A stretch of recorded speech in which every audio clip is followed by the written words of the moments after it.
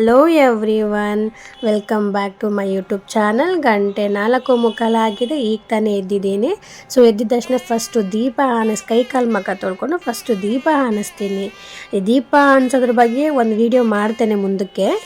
ಸದ್ಯಕ್ಕೆ ತೆಂಗಿನಕಾಯಿ ದೀಪ ಹೇಗೆ ಹಚ್ಚೋದು, ಎಷ್ಟು ವಾರ ಹಚ್ಚಬೇಕು ಅಂತ ನಾನು ಆಲ್ರೆಡಿ ಲಾಸ್ಟ್ ವಿಡಿಯೋದಲ್ಲಿ ಹೇಳಿದ್ದೀನಿ. ಸೊ 9 ಶುಕ್ರವಾರ ತೆಂಗಿನಕಾಯಿ ದೀಪ ಹಚ್ಚೋದ್ರಿಂದ ಏನೆಲ್ಲ ಲಾಭ ಆಗುತ್ತೆ ಅಂತ ನಾನು ಈ ವಿಡಿಯೋದಲ್ಲಿ ಫುಲ್ ವಿಡಿಯೋ ಅದ್ರ ಬಗ್ಗೆನೇ ಹಾಕ್ತೀನಿ. ಸೊ ಏನೆಲ್ಲ ಲಾಭ ಅಂತ ತಿಳಿಸ್ಕೊಡ್ತೀನಿ.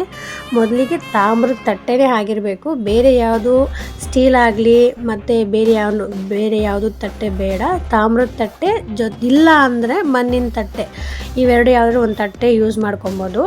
ಆ ತಟ್ಟೆಗೆ 3 ಹಿಡಿ ಕಲ್ಲುಪ್ಪು ಅದನ್ನು 3 ಸರಿ ಹಾಕಬೇಕು. 3 ಸಲ ಹಾಕ್ಬಿಟ್ಟು ಅದು ಸಮಾನವಾಗಿ ಹದ ಮಾಡ್ಕೊಬೇಕು. ಸೊ ಮಾಡಿಕೊಂಡು ತೆಂಗಿನಕಾಯಿ ಹೊಡಿಬೇಕು, ಆ ನೀರನ್ನ ಚೆಲ್ಬಿಡ್ಬೇಕು. ಅದೇನೇನು ಯೂಸ್ ಮಾಡ್ಕೊಡೋದು ಬೇಡ, ಯಾಕೆಂದರೆ ಇದು ದೃಷ್ಟಿ ನಿವಾರಣೆಗೆ ಮತ್ತು ಸಾಲಬಾಧೆ, ಮೈನಾಗಿ ಇರೋದು ಸಾಲಬಾಧೆ.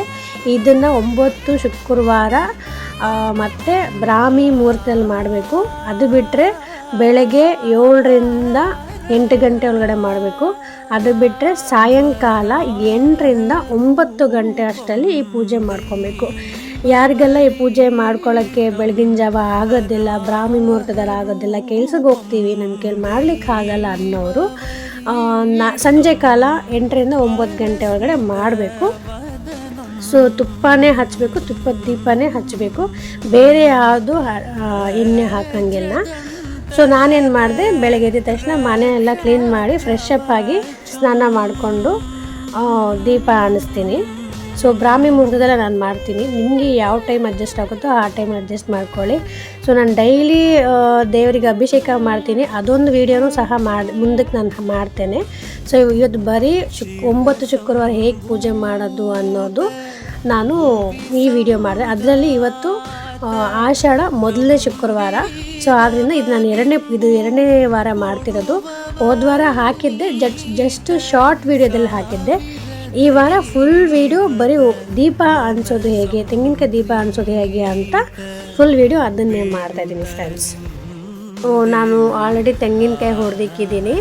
ಸೊ ತೆಂಗಿನಕಾಯಿ ಇಟ್ಕೊಂಡು ಬತ್ತಿ ಹಾಕಿ ಫ್ಲೇವರು ಸ್ವಲ್ಪ ಫ್ಲೇವರ್ ಹಿಂದೆ ಮುಂದೆ ಸುತ್ತ ಎಲ್ಲ ಫ್ಲೇವರ್ ಹಾಕಿ, ನಾನು ಮಲ್ಲಿಗೆ ಇರೋದ್ರಿಂದ ಫುಲ್ ಅದು ಶೋ ಕಾಣಿಸ್ತಾ ಇಲ್ಲ. ಸೊ ಅದಕ್ಕೆ ಮುಂದೆ ಒಂದು ಸ್ವಲ್ಪ ಹಿಂದೆ ಒಂದು ಸ್ವಲ್ಪ ಇಟ್ಟಿದ್ದೀನಿ. ಸೊ ತೆಂಗಿನಕಾಯಿ ದೀಪ ರೆಡಿ ಮಾಡ್ಕೊಳ್ತಾ ಇದ್ದೀನಿ. ಇದಕ್ಕಿಂತ ಮುಂಚೆ ನಾನು ಆಲ್ರೆಡಿ ದೇವರಿಗೆ ಅಭಿಷೇಕ ಎಲ್ಲ ಮಾಡಿ ಹೂವೆಲ್ಲ ಹಾಕಿ, ದೇವ್ರ ಫೋಟೋ ಹೂವೆಲ್ಲ ಹಾಕಿ ಎಲ್ಲ ರೆಡಿ ಮಾಡಿ ಇಟ್ಕೊಂಡಿದ್ದೀನಿ. ಈ ದೀಪ ಅನಿಸಿದ್ಮೇಲೆ ಆ ದೀಪನೂ ಆನಿಸ್ತೀನಿ. ಬ್ರಹ್ಮ ಮುಹೂರ್ತದಲ್ಲಿ ದೀಪ ಅನಿಸೋದು ಏನೇನು ಪ್ರಯೋಜನಗಳು ಅದನ್ನು ಮುಂದಿನ ವೀಡಿಯೋದಲ್ಲಿ ಹಾಕ್ತೇನೆ. ಮತ್ತು ವಸ್ತುಳು ಪೂಜೆ ಹೇಗೆ ಮಾಡೋದು ಅನ್ನೋದು ನಾನು ಮುಂದಿನ ವೀಡಿಯೋದ ಅದಕ್ಕಂತಲೇ ಮುಂದಿನ ವೀಡಿಯೋ ಫುಲ್ ವೀಡಿಯೋ ಅದನ್ನೇ ಹಾಕ್ತೀನಿ. ಸೊ ದೀಪ ಅನಿಸುವಾಗ ಮ್ಯಾಚ್ ಬಾಕ್ಸಿಂದ ಅಣಿಸ್ಬಾರ್ದು.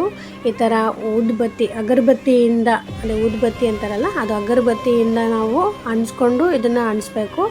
ಅಕಸ್ಮಾತ್ ಇಲ್ಲ ಬೇಡ ಅಂತಂದರೆ ಈ ಥರ ಬತ್ತಿಯಿಂದ ದೀಪ ಮಾಡ್ಕೊಂಡಿರ್ತೀವಲ್ಲ ಅದರಿಂದ ದೀಪ ಅಣಿಸ್ಬೋದು. ಯಾವುದೇ ಕಾರಣಕ್ಕೂ ಮ್ಯಾಚ್ ಬಾಕ್ಸಿಂದ ಅಣಿಸ್ಬಾರ್ದು. ಇದೆಲ್ಲ ಆದಮೇಲೆ ದೀಪನ ದೇವ್ರ ಕಡೆ ನೋಡೋ ಥರ ಇಡಬೇಕು. ಈ ಥರ ದೇವ್ರ ಕಡೆ ಇರೋ ಥರ ದೀಪನ ಇಡಬೇಕು. ಮತ್ತು ಒಂದು ಮಂತ್ರ ಇದೆ, ಈ ಮಂತ್ರನ 11 ಟೈಮ್ಸ್ ಹೇಳಬೇಕು.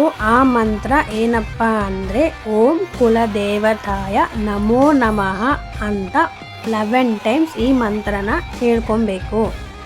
ಯಾಕಂದರೆ ಈ ಪೂಜೆ ಮಾಡೋದು ಸ್ಪೆಷಲಿ ಕುಲದೇವರಿಗೆ ಮಾತ್ರ. ಭಕ್ತಿಯಿಂದ ಪೂಜೆ ಮಾಡಿ ಕೇಳ್ಕೊಬೇಕು. ಗಣೇಶನ ಹತ್ರ ಸಂಕಲ್ಪ ಮಾಡ್ಕೊಬೇಕು. ಅದಾದಮೇಲೆ ಕುಲದೇವರನ್ನು ಮುಗಿಬೇಕು. ಸೊ ಮುಗಿದ್ಬಿಟ್ಟು ಆ ಮಂತ್ರನ 11 ಟೈಮ್ಸ್ ಹೇಳಬೇಕು. 9 ಶುಕ್ರವಾರ ಬ್ರಹ್ಮ ಮುಹೂರ್ತ, ಇಲ್ಲಾಂದರೆ ಬೆಳಗಿನ ಜಾವ 7ರಿಂದ 8, ಇಲ್ಲ ಸಂಜೆ ಯಾರು ಬೆಳಗ್ಗೆ ಮಾಡೋಕ್ಕಾಗಲ್ವೋ ಅವರು ಸಂಜೆ 8ರಿಂದ 9 ಗಂಟೆ ಅಷ್ಟರಲ್ಲಿ ಮಾಡಬೇಕು. ತುಪ್ಪದ ದೀಪನೇ ಅನಿಸ್ಕೊಬೇಕು. 9 ವಾರ ಮಾಡೋದ್ರಿಂದ ತುಂಬ ಒಳ್ಳೆಯದಾಗುತ್ತೆ, ಕಷ್ಟ ನಿವಾರಣೆ ಆಗುತ್ತೆ, ಸಾಲ ಬಾಧೆ ನಿವಾರಣೆ ಆಗುತ್ತೆ, ಮತ್ತು ದಾರಿದ್ರ್ಯಗಳು ಹೋಗುತ್ತೆ, ಮತ್ತು ಮನೆಯಲ್ಲಿ ತುಂಬ ನೆಮ್ಮದಿ ಸಿಗುತ್ತೆ, ಮತ್ತು ಎಲ್ಲರೂ ಸುಖ ಸಂತೋಷವಾಗಿ ಇರ್ಬೋದು ಈ ಪೂಜೆ ಮಾಡೋದ್ರಿಂದ. ಸೊ 9 ಶುಕ್ರವಾರ ದಯವಿಟ್ಟು ಎಲ್ಲರೂ ಮಾಡಿ. ನಾನು ಇದು 2ನೇ ವಾರ ಮಾಡ್ತಿರೋದು, ಮತ್ತು ನಾನು ವೀಡಿಯೋ ಹಾಕ್ತೀನಿ 3ನೇ ವಾರ ಹಾಕೋದು.